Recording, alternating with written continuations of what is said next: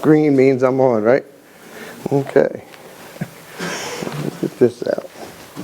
Well, it's great to be back. It's been quite a while. We weren't here a while before COVID. Then COVID came, obviously, and nobody went anywhere. Nobody especially wanted to go to Michigan because they might not let you back out.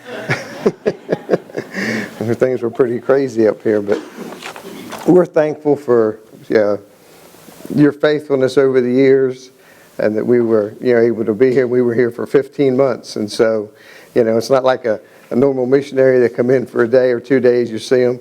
I mean, we lived here. We're family. We became part of it, and we thank you for that. We thank you for being faithful with us through our transition, through our change in ministries, from working at Camp Sedine to being the maintenance thing. And so we'll just go ahead and do that. Okay. Whoa. Will that back up? Yeah, there's where we want to be. Okay. Okay, so we're Ken and Debbie Orr. I'll go over here so I can see this. Get out of the way. Ken and Debbie Orr serving with Maintenance Missions. Whoops, I went the wrong way. There you go. Okay, we both grew up in Ferreton, New Jersey, a small town in Cumberland County on the Delaware Bay. And we were married in 1974. We were saved as adults. Debbie at 25 in 1978. Ken at 31 in 1981. We desired to serve the Lord, and we held several positions in our church. Ken was a carpenter, construction worker, and general handyman. Debbie worked as a hospital social worker. We were always interested in missions. And in 1997, we became part of a building ministry. We purchased a used 40-foot tow behind park model trailer. And on February 3rd, 1999, our adventures began. And you can see we were saved as adults. I didn't know anything about missions, but I think a lot of times we think that all missionaries were raised in a Christian home and saved at 5 or 6, and that's not true. We know a lot, people. Obviously, that wasn't true with us. Debbie was raised in a religious home, but still lost. I was raised in a home where mom and dad drank and partied and all that, and so we just both thank the Lord for the time when He opened our eyes and brought Him to Himself. We're building projects, a new church built in Green Acres, Florida, a renovation project at Bible Baptist Church in Clark Summit, PA, church addition for Sunday school rooms and offices in Parkersburg, West Virginia, new church built in Toms River, completion of a new church built in Alhambra, Illinois, church addition for an educational wing and offices in Glen Carbon, Illinois, church roof replacement, offices and entryway in Everett, Michigan, as well as a pastor's house built in Curtis, Michigan. We were here, we came, and we came here through Pastor Scott because we had worked for him in West Virginia. And so when he came up here and took the pastor, they had all these outrageous estimates to get the roof replaced and all that. And so Pastor Scott said, well, let me call this guy. He didn't call me, he called the other fellow. We worked together. And he called, and we came up and visited and chatted. And when we first came, it's like, well, we're just going to talk about it. And it's like before we left, it's like, when can you start? And so we actually came up on July 3rd, 2004. And then we watched the fireworks in Pastor's front yard, and then we got started on the building. Some of the churches we've worked on, the top right is Toms River Faith Baptist Church in Toms River. When we arrived there to start that project, there was just a big empty lot. They were actually setting up like a 1,200-seat tent for an week of evangelistic meetings. After the meetings, they tore down the tent, and we started building the building. The bottom right is Alhambra, Illinois, out next to St. Louis. And we were there to help finish that project. The top is Parkersburg, West Virginia. And we were there for 11 months, and the bottom left is obviously Everett. There is an album going around that we have that most everybody in Sunday school saw it. If you were in Sunday school, you had already seen the pictures. So shame on you for not being in Sunday school. But there's an album. I can do that, Pastor, because I'm leaving. See? You might get in trouble for that. Hey, they get mad at me, I'm going back to Tennessee. So there is a photo album with a lot of pictures in it. Give you an idea of what we did. Okay, from months to years, October 5th, 2005, we arrived at Sedine Ministries in Spring City, Tennessee to oversee their new duplex cabins project. We agreed to stay for 1 year and ended up staying for 16 years, so be careful. In March 2022, we retired from Sedine and began the ministry of maintenance missions, a new adventure for our golden years. Some of my responsibilities at Sedine: I was the cabin project coordinator. I helped supervise volunteers and work groups and local church ministries. I was teaching Sunday school at that time, but not now. And they had a building project that they'd let me graciously take over for them. Hardworking. Everybody needs a break, right?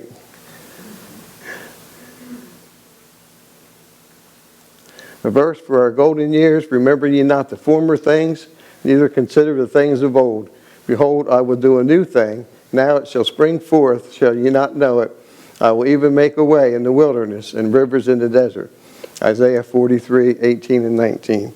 And even though, things are going along good, your life, my life, God still has a plan, and you may choose to change your direction. We didn't, 2 years ago, we probably didn't have any idea we would be doing this today. But we just need to be, sensitive to the Lord's direction in our lives and just seek His will. Maintenance Missions is a faith-based ministry that assists churches, pastors, missionaries, and Christian camps with repairs, work projects, mission projects, and general maintenance. Maintenance Missions is currently located in Spring City, Tennessee, mostly working locally. However, we would be happy to travel to your church or ministry to be of assistance to your needs. For the builders, everyone had his sword girded by his side, and so builded. Nehemiah 4:18. Churches we've worked at, the left side is our home church in Tennessee, and I worked there for probably 4 weeks when we first changed ministries, and just things that just don't get done, or when I was working at the camp, you don't have time to do. And so there's still a lot of work to do there. The top right is Spring City, Tennessee. They had a bad roof leak years ago and had the roof replaced and never had anybody to repair their ceiling. So we went in and patched all that and put some new popcorn on it. The bottom right is Christian Fellowship Church in Grandview, Tennessee, about 25 minutes from us. And we went up there to do a few little things and wound up changing their 4-foot fluorescent lights to LED. And we did over 50 of them up there, plus some other things. I would walk around and look at things, and the emergency lights didn't work, so we replaced all the batteries, and I find stuff. That's what I do. And the guy that was there working with me, kid, he said, I'm going to put blinders on you, he said, because I kept finding so much stuff to do. But yeah, it's stuff that needed to be done. They didn't have people to do it or the time to do it. And so we had a good time working together. Some church work. This is a Christian Fellowship. They had a bell from their original building, like from 1947, and they wanted to get it up. They were having their 75th anniversary, so I helped them put the bell up. We put some handrails up in the front of the church going up to the platform, and that's fixing the last 2 lights over the stairwell in the church there, going down to the basement. And that was the worst place to work, and it was the hardest lens to get off when I was.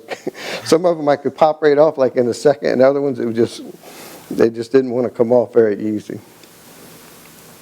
Plumbing, that's our home church, and somehow somebody chopped a big hole in that pipe there in the top left and never patched it, and over the years somehow it filled up with gravel, and so it wouldn't. Obviously the sewer didn't work, so we had a guy come and dig it up, and between the two of us we finally got it fixed. If you don't, plumbing is my favorite thing to do. We do a lot of plumbing. I mentioned in Sunday school that at Sedine we have over 150 commodes, and so we get a lot of toilet experience. Among other things, water leaks. They've had old water line in the ground. It's 40 years old, and it just starts leaking. And fortunately, they've got most of that taken care of. The camps we've worked at: Scripture Memory Mountain Mission and Camp Nathaniel, and Camp Ozone, Ordinary People, Extraordinary Purpose.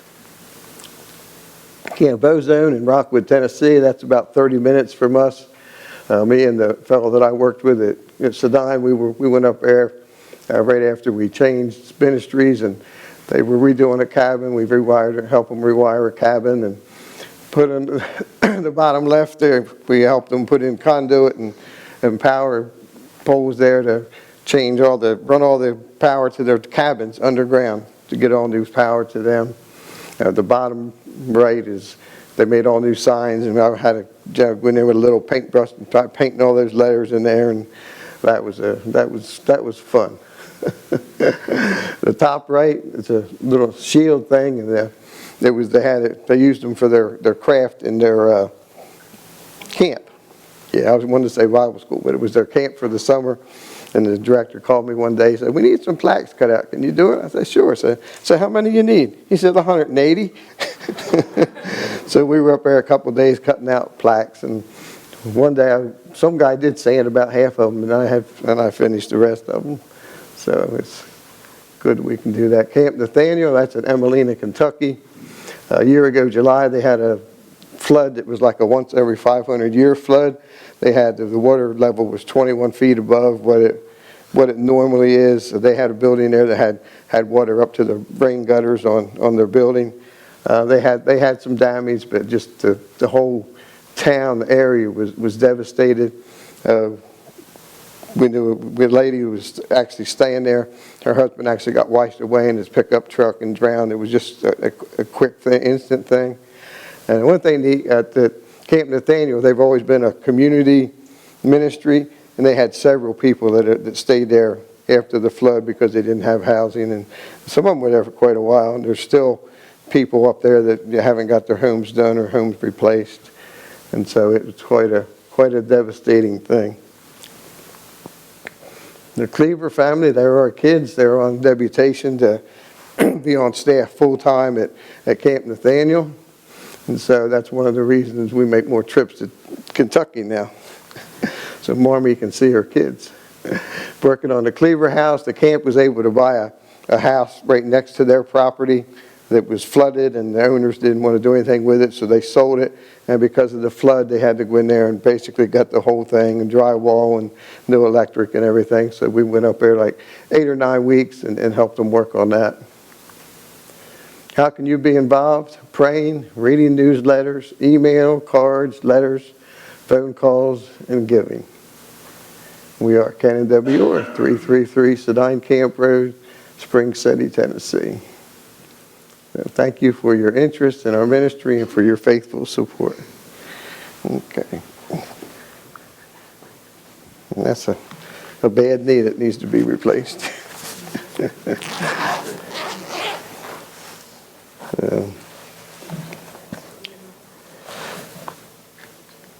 Can I do what? Will it go away? Sure. Okay, look at that. Okay, I mentioned again, it's just really good to be back. It's been quite a while, and like I say, we're family, and it's good for us to. I just stuck my notes in here somewhere, but anyway. We'll find them. There they are.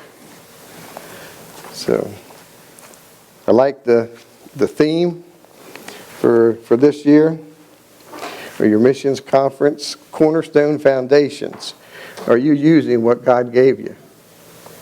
And we think of that. What's your foundation? What is your foundation? What are you building on? The Bible tells us other foundation can no man lay than that what was laid by Jesus Christ. Now, there's another foundation you can build on, but it's not going to work. It's not going to have any long-lasting fruit. And as long as Christ is the center of our foundation, and we build upon Him, we should have good success and good fruit. So we think about missions. And it's not necessarily missions, but I mean, it's a missions conference. But is God still calling people into ministry? Is he still calling people into the ministry?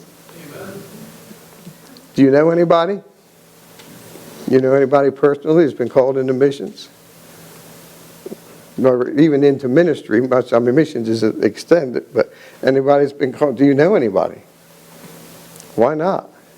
I mean, there's 8 billion people in the world, isn't there? Why don't we know more people, or have more people, or see more people being called into full-time ministry?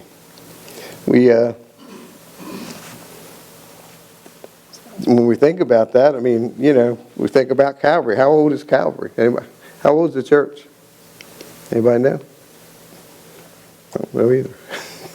But has anybody ever been, sent out of Calvary? Has God ever called anybody out of Calvary in the full-time missions? Ken, you know anything? Probably have, I'm sure. But, a lot of times that's not the case. But like I say, with so many people, so many churches, you think that would be, just more of an ongoing thing, that people would be called into the ministry. People are answering the call, I believe, to full-time ministry. Let's look at just a couple, 2 or 3 thoughts of maybe why people aren't answering the call. I think a lot of times when God calls, it gets a busy signal. See, most of you don't know what these young people, us older folk, but this, we know what a busy signal is. Most people, some people may still have a landline, but if you don't have an idea what a busy signal is. You call somebody, if they're never on the phone, you get a busy signal. So you don't get that stuff today. But I mean, God gets a busy signal when he calls people. And what are we doing? What's our reason? What's our excuse? We say, well, no, I've talked to people before in the past. And, well, not now, Lord. I got this house or kids, or, maybe when I retire. We can just have a list of excuses. And so we have excuses, but, what's your excuse? Why aren't you serving the Lord? Why aren't you using what God gave you? Or are you using what God gave you? I think be careful what your excuse is, because God may take it away. And that could be anything. It could be anything. And God just might take it away. We were saved, and we say later in life we got involved in a good church, seeing that we were serving in the church and teaching Sunday school and doing all those things that you do. And we were content serving in the church. We served in a local church for 16 years, and that was great. But God called us out of that. We could have stayed in the local church and served the rest of our life, busy in the church, technically doing God's work, and been out of God's will. We wouldn't have been using what God gave us for His glory.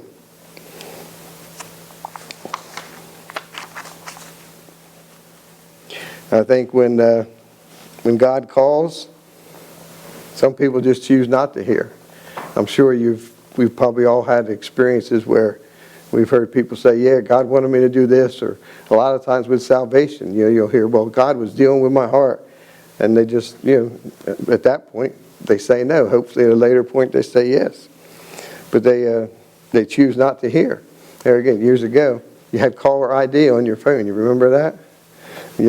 All that stuff comes with your cell phone now, but you have caller ID on your phone, and I'll guarantee you, probably all of us here, some time or another, looked at that phone number and said, oh no, I'm not answering that. I don't want to talk to them now. I don't want now. It comes up. You can still do the same thing. I mean, if they're in your list, it's going to come up on your phone. But so I think we do that. We do that with God. We say, not now, God. I'm too busy, and now we just. We don't hear. We don't want to hear, what God says. How many of you have heard a message, and I'm guilty. I mean, I used to do it a lot when I was first saved. You've heard a message, and it was a good message, but what you say on your way out, say, boy, so-and-so should have been here to hear that. You ever done that? Come on, you have. So-and-so, you know what? If God wanted so-and-so there, they'd have been there. What we think somebody else should have heard was for us. for us to be sensitive and say, Lord, what are you trying to show me? What are you trying to tell me? Let the Holy Spirit work in our heart. And then we say, oh, no, Lord, you don't mean me. You wouldn't want me to do that. But the Lord does. He's just got ways of speaking to us and talking to us. Some people just say no. And that's good. Sometimes, they have programs, say no to drugs, say no to this and all that, and that's good. But what happens as a Christian or a believer when we just say no? Who in the Bible just said no? Jonah did, for one, didn't he? What happened to Jonah? It says, well, let's go. Jonah 1, 1-3. We'll just read those because it's better. We don't want you to think we're not using our Bible. Jonah 1.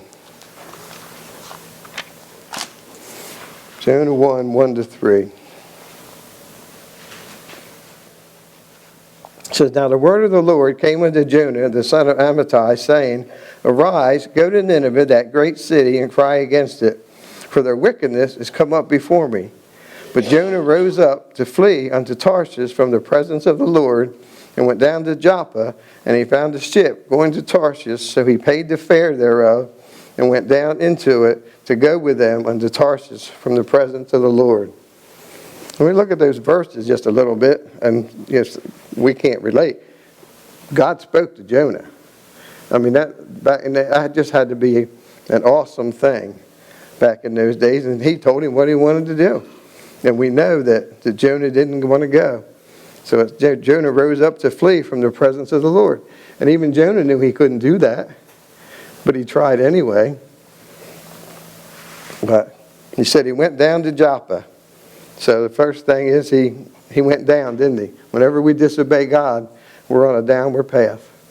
We are on a downward progression.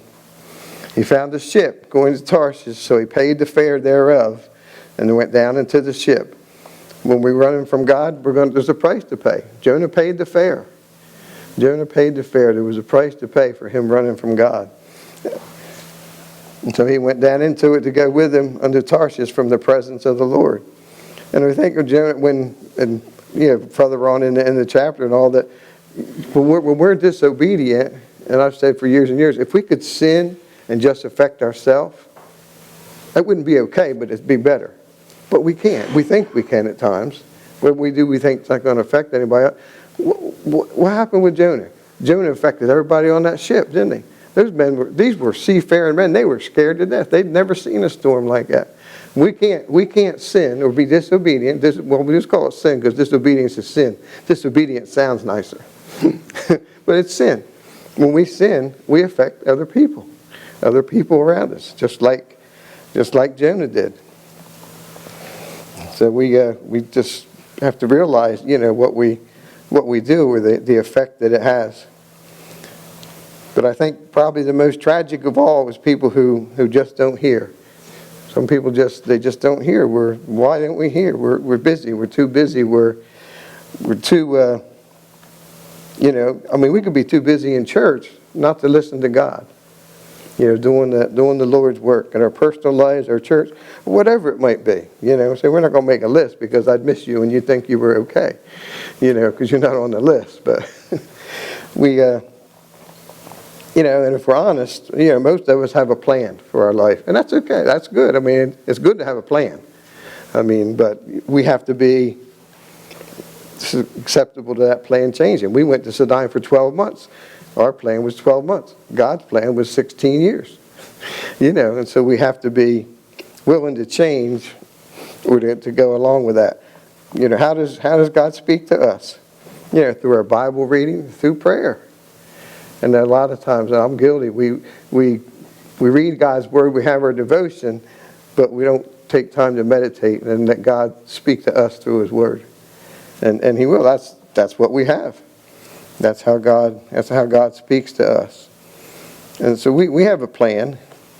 And I think most of us, if we would be truly honest, we don't want anything to change our plans.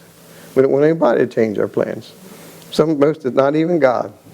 Say, well, God, we just don't. We're just self-centered, selfish. That's our nature. We need to surrender to God and just be willing to, give God control. I mean, you see these license plates people put on the front of the car, and if you got one, take it off. It's where it says, God is my co-pilot. If God's the co-pilot, it means you're in charge, doesn't it? God needs to be your pilot. If it's just a fact that, and we may have a plan, and we could be working in the church, and we could be doing something not necessarily bad or wrong, but God's plan is still better. God's plan is still better. We need to listen to Him. So, who are we? We're serving God, hopefully. And let's look at a couple verses and then Colossians 3. Familiar. Colossians 3, 17 and 23.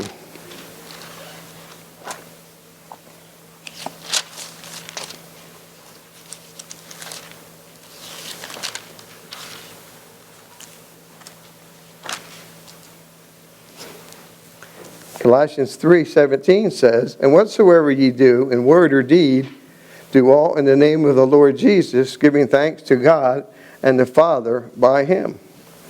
Verse 23 says, and whatsoever ye do, do it heartily as to the Lord and not unto men. 1 Corinthians 10:31 says, therefore whatsoever you do, whether you eat or drink, do it all to the glory of God. Who are we working for? Who are we working towards? To eat and drink to the glory of God. I don't know that I do that sometimes. But we're serving the Lord. And we'll all claim Philippians 4:13, where it says, I can do all things through Christ that strengtheneth me. And then what do? We say, oh no, I couldn't do that. Right? Come on. We say it. We might believe it for somebody else. But, if pastor asks you to do something, I can guarantee you he's already prayed about it. And we need to trust our leadership. But, just maybe you just get some black markers and cross that out of your Bible, because we don't really apply it, do we? For other people. And it sounds good. I can do all things. Oh yeah, look at me. I can do all things through Christ. Well, you want to do this? No, I can't do that. No. Maybe I should pray about it. Maybe that's another one for me. You say, oh, I need to pray about that. Well, I think prayers are just a good excuse, a bad excuse not to do something. We're all in the ministry. We're all called. Ephesians 2:10 tells us that God ordained us unto good works. So we're all in the ministry. We're all called to serve. So we just need to surrender to the Lord. Why don't we hear? Why don't we hear? One thing. Well, we don't like to follow, do we? We like to be leaders. In most cases, I don't. I'd rather I be. When first I went into the building ministry, I told them, I said, I'm just fine being number 2. That was all, but they wouldn't let me. They get pushed into things and do other things. But so why don't we hear? Why don't we hear? What God has for us. What can we do? We need to get alone with God and be quiet, be still. Psalm 46:10 says, "Be still and know that I am God." See, we live in a noisy world. There's always noise. Most people always has noise going on in their house or something. And I worked with a guy, and it was Christian radio, but it was just always on. I can't think about how to think and try to do something. I just needed to be quiet. But he worked all the time and had his Christian radio going. We need to be still and listen to God. Why aren't we still? We're just noisy. We have people come to our house and we don't have regular TV and all that, and it's quiet, and people are like, this is weird because it's quiet here. But Psalm 46:10, "Be still and know that I am God." 2 Kings 19:11-13.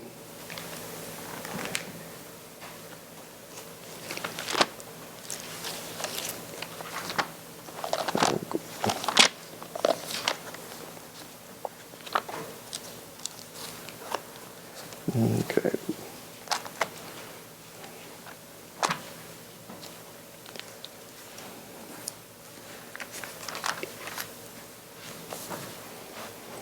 About Elijah here, 2 Kings 19, 11 through 13. It says, behold, whoops, I'm in the wrong place. 1 Kings, yeah, that'll work better, huh? I knew that didn't sound right.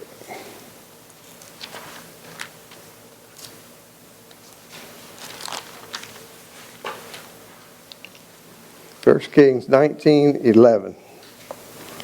And he said, go forth and stand upon the mount before the Lord. And behold, the Lord passed by, and a great and strong wind rent the mountains and brake in pieces the rocks before the Lord. But the Lord was not in the wind. And after the wind, an earthquake, but the Lord was not in the earthquake. And after the earthquake, a fire, but the Lord was not in the fire. And after the fire, a still small voice. And it was so, when Elijah heard it, that he wrapped his face in his mantle and went out and stood in the entering in of the cave. And behold, there came a voice unto him and said, what doest thou here, Elijah? See, who spoke to Elijah? People today, man, they want something. They just want something to happen. They want to see something or hear something to think God's going to speak to them. But it says, after all those things, and after the fire, a still small voice. Well, if God's speaking to us in a still small voice, and we're just noisy and rambling on all the time, how are we going to hear anything? You know? You ever deal with your kids or somebody and say, just be quiet and listen to me. Right? Just be quiet and listen. You can't listen when we're talking all the time. Especially God, we got to, hear His still small voice. And He says, what doest thou here, Elijah? I guess I would, in the closing, well, we have one other verse, but we'll use that one. In closing, are you using what God gave you? God asked Elijah, what are you doing here? What are you doing? What doest thou here, Elijah? So my question in closing, almost closing, is Calvary Baptist Church, what doest thou here? What are you doing? And you're certainly doing something, and that's good. And you can do more. Do you have 100% involvement? Absolutely not. Do you have a good workforce? Probably so. But God has something for everybody. So you might be sitting there, well, I can't do anything. Well, I'll tell you what you can do. You can sit downstairs Sunday night and listen to verses. That doesn't even take any talent. To sit and listen to kids' verses and sign off. Let the kids see you there. Anybody can do that. There's something for everybody. So what doest thou here, Calvary Baptist? And in closing, Acts 9:6. See, in Tennessee, they'll close 4 times. Said, I'm done after this. No way. They shouldn't just even stand up there and lie. But I'll be done. I'll be short. But this is it. Acts 9:6, Paul. And Paul said, and he trembling and astonished said, Lord, what wilt thou have me to do? And the Lord said unto him, arise and go into the city, and it shall be told thee what thou must do. My question is, have you ever done that? Have you ever said, Lord, what will you have me to do?